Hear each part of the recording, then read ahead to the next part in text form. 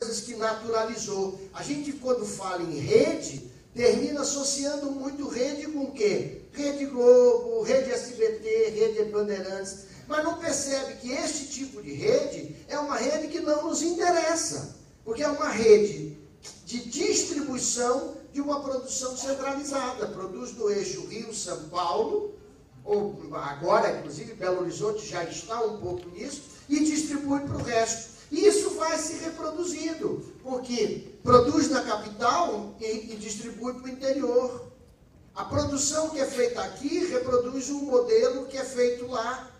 Então, este tipo de rede é essa aqui, ó, que eu uso a tecnologia, e esse desenho é fantástico, é de 1889. O cara imaginava que no ano 2000, está vendo lá no círculo amarelo lá em cima, esse cara, o Jean Marcotte, fez esse desenho imaginando assim, a sala de aula no ano 2000, como teria tecnologia. Olha que barato, é o professor ali, provedor da informação, o auxiliar ali, gerando a manivela, né? Que depois deve ter virado o coordenador pedagógico, o supervisor, né? Aí inventaram um nome para ele, né? Os alunos sentados, agora, olha que surreal, os alunos estão recebendo conhecimento por aqui, mas estão sentados em linhas olhando para um suposto professor. É genial. Quer dizer, isso, cara, em 1889, pensando no ano 2000, e nós estamos em 2012, e quem vê aquelas materinhas aqui do interior de São Paulo, daquelas empresas que vendem negócio de realidade virtual, vê isso. Na verdade, o que é? Bota um capacete, bota um videozinho lá e está dizendo que aquilo é realidade virtual. Então, esta escola é a chamada escola do turno. E aí vem a provocação fundamental dessa conversa nossa aqui. Esta escola é a escola obrigatória, que a gente não pode abrir mão. A gente não pode abrir mão. Aí eu queria fazer uma outra nota de pé de página para voltar para o slide. Em função das tecnologias de informação, em função desse crescente uso de educação à distância, nós estamos acompanhando, aliás, Belo Horizonte, Minas Gerais é um exemplo disso, um movimento muito forte, muito perigoso da educação não escolar, que é o chamado homeschooling, que nos Estados Unidos é muito forte, que são as famílias dizendo, não preciso da escola, nós educamos nossos filhos e na nossa comunidade. Ora, isso é muito bacana para filho de ricos. Mas você desobrigar o Estado e as famílias a terem seus filhos numa escola pública laica de qualidade é um perigo. É um perigo. E mesmo nos Estados Unidos, onde esse movimento é muito forte, há uma reação muito grande. Então, nós precisamos, com todas as nossas forças, lutar pela escola pública light de qualidade. Agora, não é essa que está aí. Aí é outra conversa. Mas nós não podemos confundir, dizer, bom, não está funcionando, e esse é um movimento nos Estados Unidos, e tem um livro muito interessante, quem tiver curiosidade em continuar isso, da professora Diane Ravitch, que foi secretária de Estado e que implantou o sistema de avaliação dos Estados Unidos, mostrando o quanto foram fracassados esses modelos de ranking, né? E de escolha escolar, ou seja, a família diz, eu não quero botar aqui na escola pública, passo o dinheiro público para a escola privada da minha comunidade, da minha igreja, ou qualquer coisa assim, e a educação se faz ali dentro. Isso é tremendamente perigoso, porque você vai terminar formando as pessoas em guetos religiosos, guetos raciais, ou se não, vai formar dentro da família. Então, esta escola que nós estamos...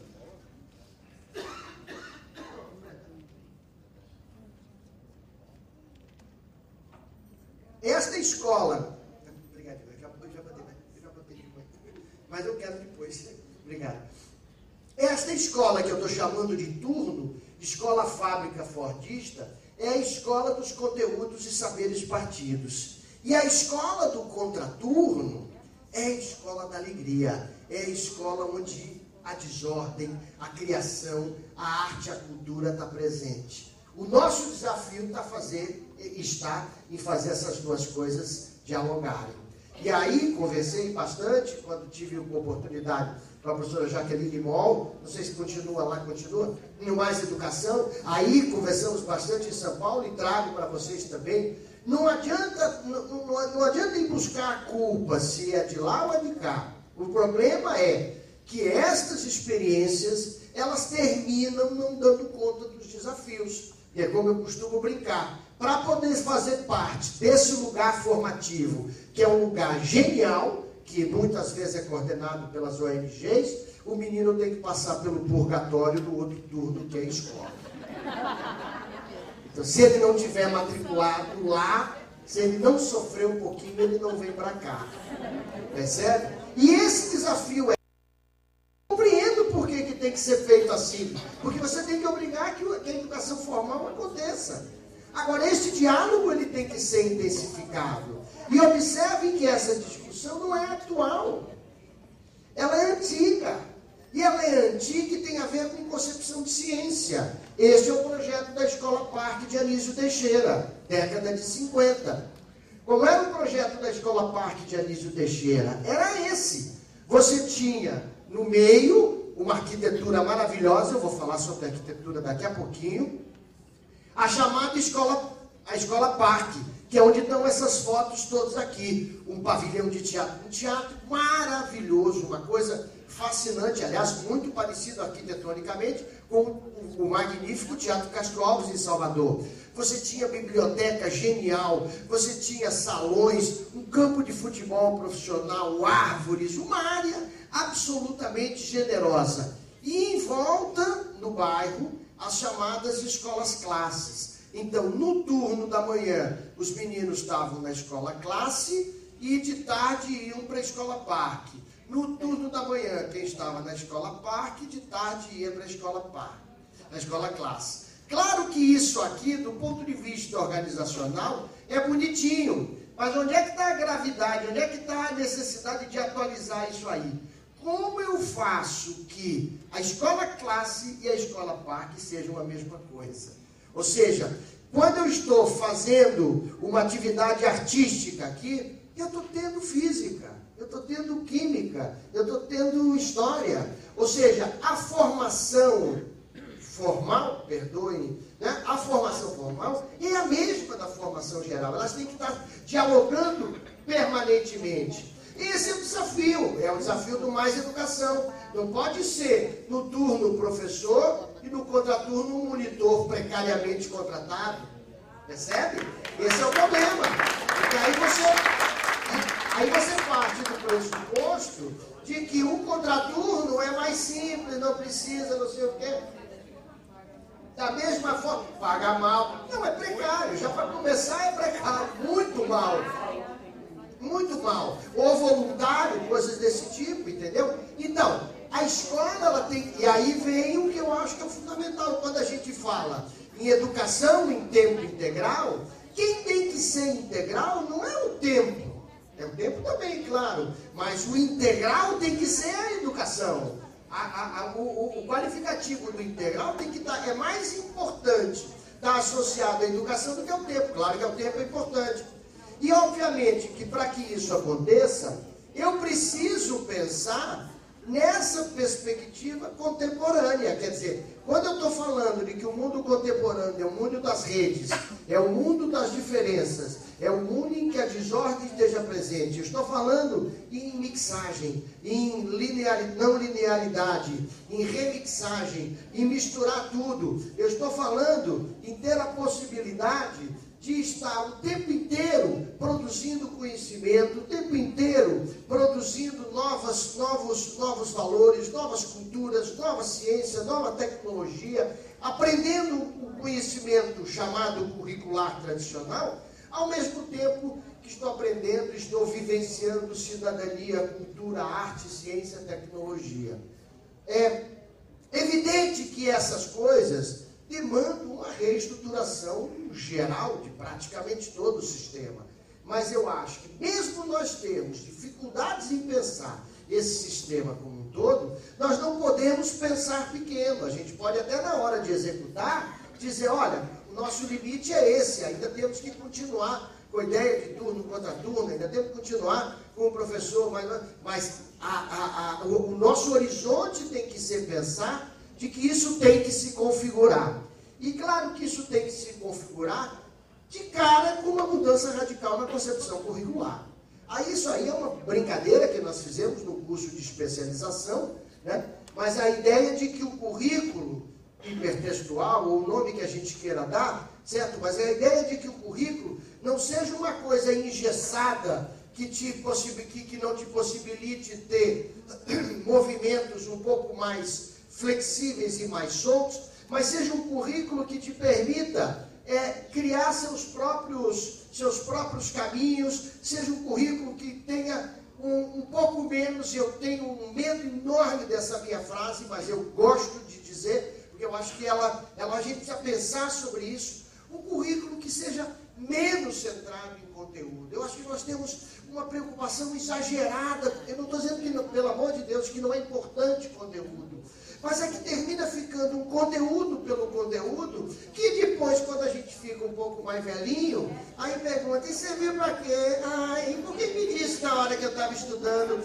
No futuro você verá, eu já tenho mais tempo de ver, já está na hora de aparecer para quem que eu aprendi aquilo tudo. E por outro lado, eu não posso reduzir tudo a não conteúdo, entendeu? Dizer, o cara vai fazer arte, não precisa de física, precisa. Agora, não precisa ficar decorando fórmula para resolver aqueles problemas malucos que eu dava para meus alunos. Entendeu? Quer dizer, tem que ser uma outra percepção da física, outra percepção da química, outra percepção da história. E eu acho que é esse o desafio que a gente tem. E esse desafio ele vai se dar se a gente enfrentar de cara de que essa meninada adora criar. É só a gente não atrapalhar, é só a gente ajudar um pouco mais. Esse desenho, essa foto aqui do lado, é do meu menino na época de 12 anos, que tinha lá um MP3 desse Xing Ling, com um alto-falante muito vagabundinho, e ele gostava de ouvir, porque ele aprende as letras, né? Aí ele pegou uma garrafa PET e fez um amplificador, cortou, aí o som fica alto. Né? Ali do lado, no meio, é um pedaço de madeira com um parafuso na ponta, que os barraqueiros da praia da Bahia abrem cerveja, abrem refrigerante.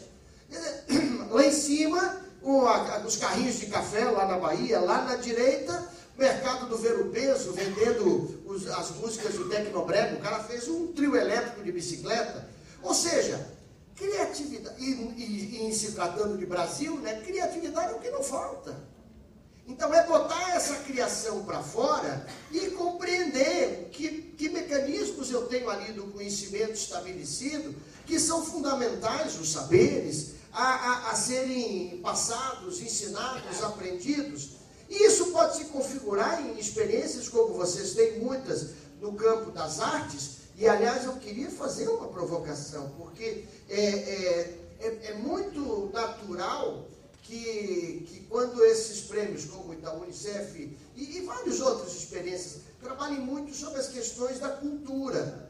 E claro, que não está dizendo que não pode ter coisa ligada à ciência e tecnologia, mas talvez se abrisse alguma coisa um pouco mais indutiva, no sentido de dizer, vamos estimular e apoiar coletivos digitais de criação de robótica, de garagens digitais, garagens de ciência e tecnologia. Meu povo, a internet nasceu por um bando de maluco numa garagem de universidade. Não nasceu em outro lugar. Não nasceu num laboratório sofisticado. Nasceu também. Eu digo, mas é a meninada no canto de bermuda, barbudão ali, fazendo programação, que foi criando essas coisas todas.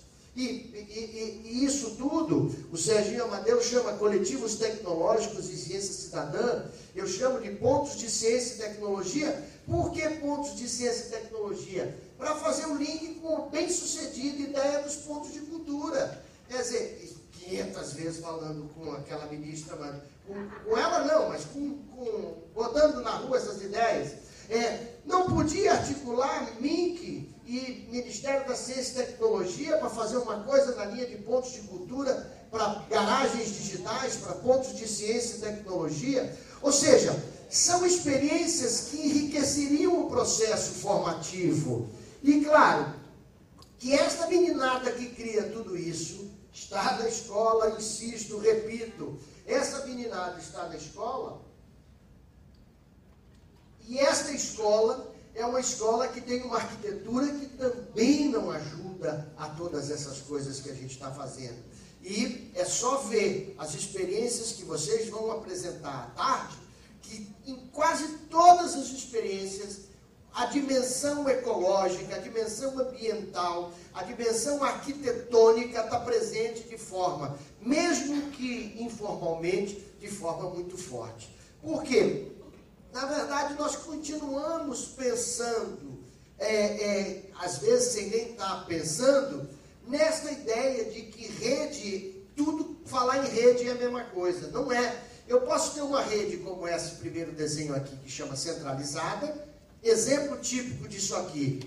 Rede Bandeirantes, Rede Globo, uma rede de televisão que produz e distribui. Ou um Ministério da Educação, né? Produz lá, emana as ordens e a gente segue. Mas também posso ter uma rede distribuída. Para esse primeiro modelo de rede, a arquitetura da escola é essa que a gente conhece. O cara desenhou em 1889 e é só olhar a nossa escola hoje, é essa.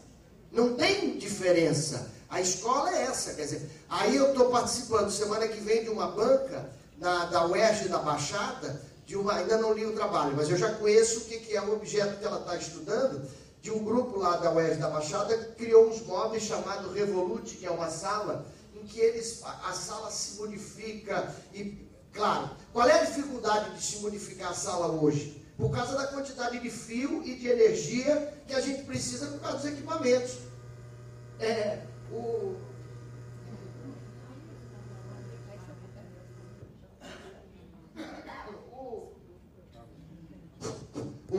Hoje em dia, a gente tem uma dificuldade enorme, porque todo mundo fica aqui correndo do lado, onde é que estão as tomadas, onde é que estão as tomadas. Então, os caras desenvolveram um sistema de sala de móvel com piso, etc. e tal, para poder terem os equipamentos. Para poder ter os equipamentos.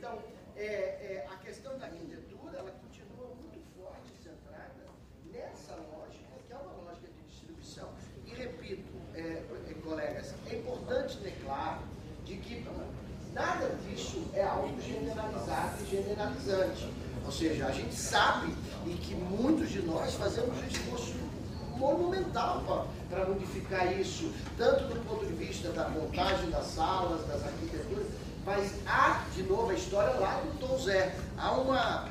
Mesmo na sala Revolute, as pessoas continuam usando assim. O que é pior? Na PBF, você entra na sala... E ela está lá no tradicional. Assim, pois é. Ninguém muda de lugar. Então, você está vendo como é? Então, porque a história lá do Dó, Ré, Mi, Fá, Sol, entendeu? Há uma ideia naturalizada de que é dessa forma que funciona. E é importante a gente partir do pressuposto de que essa é a realidade mesmo. Então, para mudar, tem que fazer alguma coisa, porque é o natural, é a história da física, é a inércia. Se vem vindo dessa forma, todo mundo vai, se não fizer nada, vai continuar sendo dessa forma. Então, tem que fazer uma força contrária. E claro que esta rede distribuída são os exemplos de vocês, né? São os exemplos que vocês estão vivendo, quer dizer, formas mais coletivas, mais de interação, formas mais abertas de relação entre aluno, professor e outros elementos que possam estar presentes no cotidiano da escola. Claro que tudo isso poderia ser sistematizado a partir de novo, voltando na questão da tecnologia, poderia ser sistematizado, poderia ser resgatado a partir daquilo que tem sido o nosso esforço lá no nosso grupo de pesquisa na faculdade, que é pensar uma ética muito próxima dessa turma que desenvolveu a computação e desenvolveu a internet, que é a chamada ética hacker. Quer dizer, uma ética, e claro, tem o software livre, o seu elemento mais fundamental, uma ética que tenha como princípio a ideia de compartilhamento. Então, há um livrinho, que é um livro que tem sido, que a gente tem trabalhado bastante, do Pekka Rimini, chamado Ética Hacker mesmo, é um novo livro, em que ele fala ele apresenta alguns dos princípios dessa ética hacker. E claro que se você olha isso aqui como princípio da ética hacker e pensa princípios da educação, a sintonia é total, quer dizer, é isso que nós queremos, quer dizer, acesso livre total aos computadores. Então, em vez de falar computador, fala a todos os recursos tecnológicos ou não disponíveis na sociedade. A informação deve ser livre, claro, a informação deve ser livre. Desconfie da autoridade, quer dizer, você tem autoridade, mas desconfie da autoridade, quer dizer, não tome tudo como sendo algo que eu simplesmente tenho que obedecer, seguir, ou seja, compreenda de que o processo, principalmente se estamos falando com juventude, a juventude tem que ser rebelde, uma juventude não, um grêmio ordem é uma contradição por natureza, né? É da natureza do jovem ser rebelde, e estimule a descentralização, quer dizer, os processos criativos. E esse último aspecto, particularmente no campo das tecnologias, é fundamental. Por que esse último aspecto no campo das tecnologias é fundamental? Porque não tem dúvida que esses meninos sabem mais do que nós. Não tem dúvida. Né? E agora, sabem mais do que nós operar a tecnologia, a gente sabe mais do que ele outras coisas. Então, é esta rede de relações que vão se estabelecer e que precisa ser resgatado aquilo que todo mundo fala em tudo que é lugar e que a gente cada dia vê menos nessa nossa sociedade do chamado farinha pouca, meu pirão primeiro. Quer dizer, a ideia de resgatar a perspectiva de colaboração, a de generosidade, do compartilhamento, a ideia de que compartilhar. Veja como a escola é pouco centrada na lógica do compartilhamento. Quer dizer, a escola, a ideia dos rankings é uma ideia que não estimula o compartilhamento. A ideia do ranking é algo que diz, bom, se uma escola vai ser ranqueada com o outro, eu vou ter que me comportar melhor aqui para poder ficar melhor. Ora, mas então, se tem um ranking de uma escola para outra, tem um ranking dentro. Eu vou ser melhor que ela vai ser melhor que ele vai ser melhor que eu. Então, esse tipo de, por exemplo, o erro é banido da escola. Menino e menina verdadeiro pavor de dizer que errou. Né? E não há processo educativo mais rico do que analisar o erro de cada estudante, Então, esses são princípios que me parece que são importantes se a gente pensa que a escola não pode ser apenas um lugar de consumo. Ou seja, nesta perspectiva, eu tenho que entender a escola como um espaço de produção de culturas, vocês falavam no começo. A escola como um espaço rebelde de criação. E em vez de professores e alunos serem atores desta rede descentralizada, passamos a ser todos autores. Cada um no seu ritmo, cada um no seu estilo, cada um no seu campo. Vejam que a lógica de ator para autor é fundamental e vocês conseguem, acho que, visualizar isso de forma... Quem viaja um pouquinho mais percebe claramente isso vendo um caso específico, que é, no caso das redes de televisão, o exemplo dos jornais locais da Rede Globo de televisão. Se você observar, quem viaja um pouquinho mais, observa. Um dia decide que o cara do esporte vai chegar aqui pelo lado direito em pé de camisa esporte.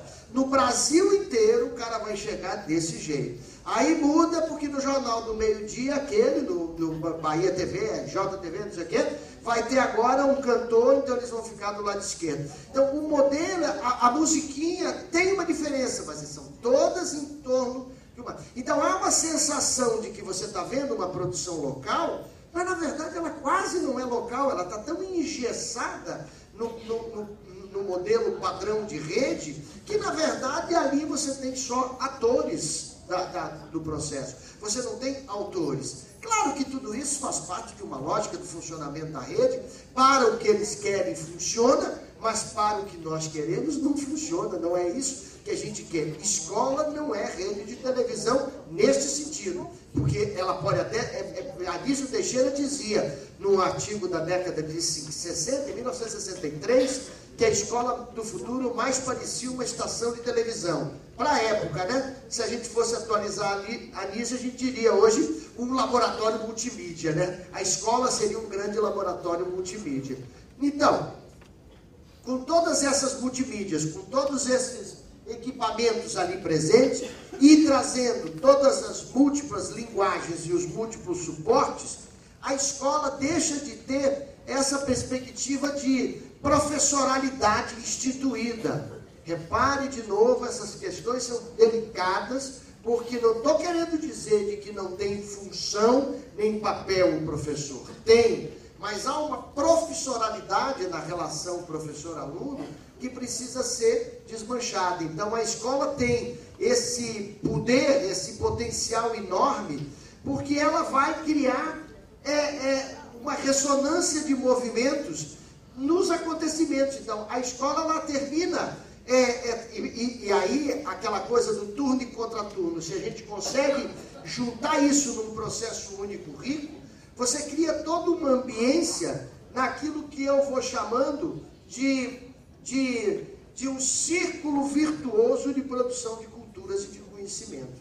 Observe que quando a gente fala círculo virtuoso de produção de culturas e conhecimentos, nós não estamos jogando fora o conhecimento estabelecido. A física, a química, a história, a língua culta, escrever certo ou escrever errado. Não estamos jogando fora nada disso. Nós não deixamos isso ser a centralidade do processo.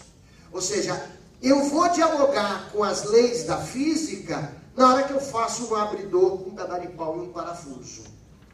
Então eu não vou estudar as leis da física e depois usar o abridor ou o parafuso para dizer, olha um exemplo de alavanca.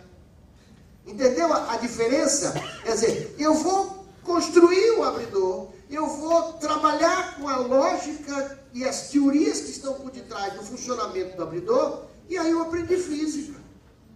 Porque a diferença é, quando eu aprendo as teorias da alavanca, na expectativa de que, no futuro, eu vou ver para que serviu aquilo ali. E a gente vai terminar não vendo, porque você vai abrir sua cerveja, seu refrigerante, e vai pouco ligar se aquilo ali tinha alavanca, não tinha alavanca, porque também não é para fazer essa coisa, essa relação imediata. Então, eu quero dizer de que esse círculo virtuoso termina fazendo que a gente tenha que pensar, não em educação no singular, mas em educações. A Folha de São Paulo, no fim de semana passado, eu acho, teve um artigo interessante, dois artigos interessantes sobre currículo nacional, né? E bastante bacana, muito bom o artigo da professora Dalila, daqui da Federal de Minas Gerais, mostrando do cuidado que tem que ter com essa ideia de um currículo padrão nacional que trate todo o país como sendo tudo igual. Então você tem que ter alguma coisa mínima que dê uma amarração, mas você tem que ter absoluta e total liberdade para as experimentações em cada escola, em cada estado, em cada região. Claro que isso termina fazendo que a escola não só fique inserida, mas contribua na construção de um ecossistema pedagógico pleno de produção de culturas e de conhecimentos. Quer dizer, essa escola fica sendo uma escola extremamente rica, uma escola extremamente vibrante, excitante, que vá trabalhando de forma muito intensa, com todos os recursos tecnológicos, com todas as linguagens, com todas as possibilidades e, mais do que tudo, com uma arquitetura que facilite essa interação dela com a sociedade. Claro que esses são desafios absolutamente geniais e fenomenais, mas que são desafios que somente enfrentando eles, no meu ponto de vista, a gente pode fazer aquilo que Anísio já dizia na década de 50, que é transformar a nossa escola pública num rico espaço que possibilite o filho dos pobres terem nessa escola aquilo que os filhos dos ricos têm em casa. Então, eu acho que esse desafio não é um desafio pequeno.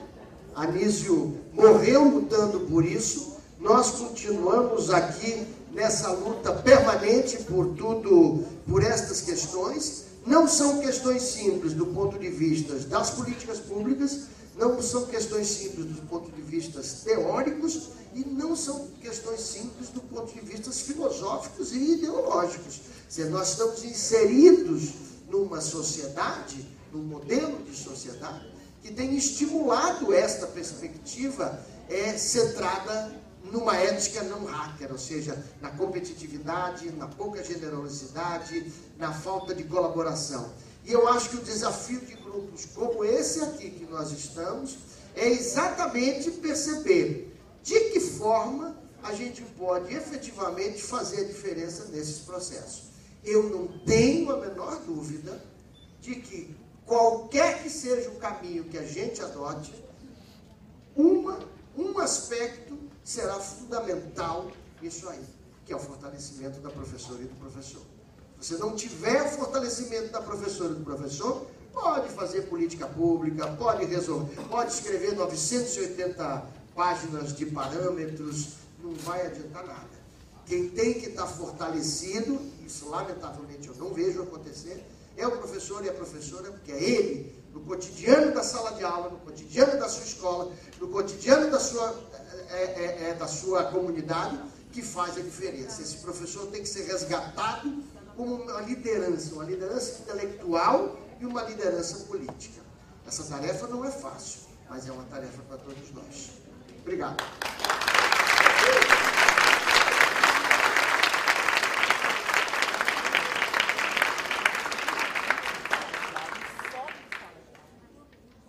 Temos tempo.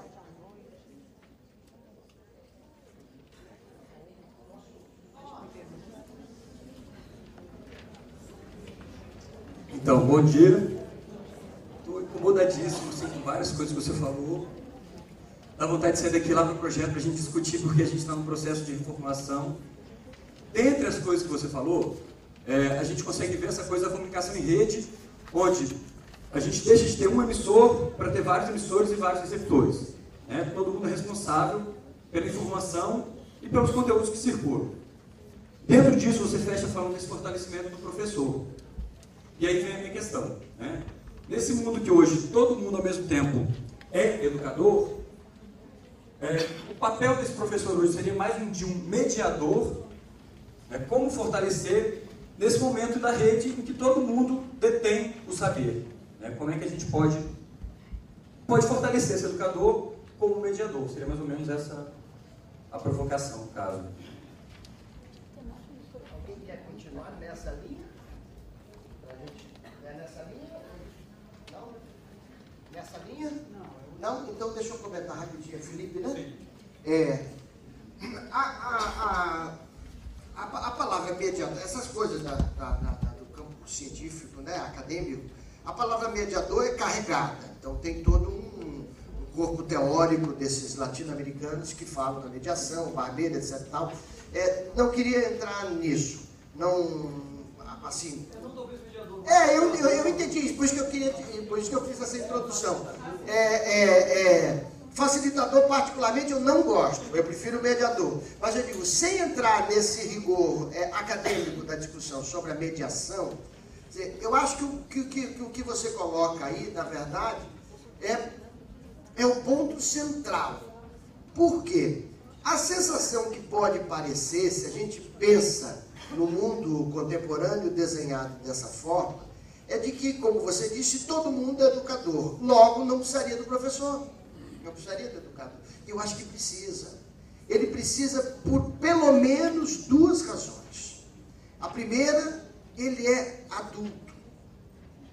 E apesar da gente estar falando o tempo inteiro na importância da desordem, na importância da rebeldia, a formação é uma formação que depende de uma negociação entre até que tamanho de desordem vai ter, até que tamanho de rebeldia vai ter. Porque não pode me dizer assim, bom, agora vai todo mundo andar nu por Belo Horizonte. Não pode, não pode, porque não pode, a sociedade não é assim que funciona. Então, quer dizer, o professor ele tem que ser, e aí eu gosto, né, sem querer criar uma outra categoria, eu gosto de dizer que o professor, ele é um negociador permanente das diferenças. Então, ele tem que estar ali ligadão, porque o cara ali for para lá e o outro aqui for para cá, então, em princípio, se chocariam.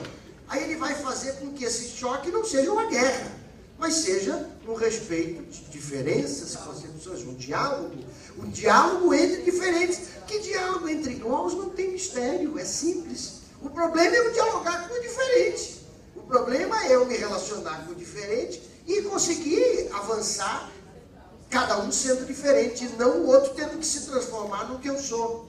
Então esse eu acho que para mim é um dos mais importantes. E por isso que eu, antes de que ela chegar, eu tinha lhe mencionado, por isso que esse professor ele tem que ter um planejamento muito grande. Porque como ela faz, ela tem que estar preparada para o que der e vier. E seguramente sempre virá algo que ela não está preparada. Mas ela só vai enfrentar o que ela está preparada, o que ela não está preparada, porque ela planejou.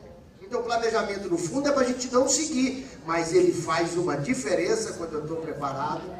Entendeu? Quer dizer, quando eu tenho, então, aí esse professor, e por isso ele tem que ser fortalecido.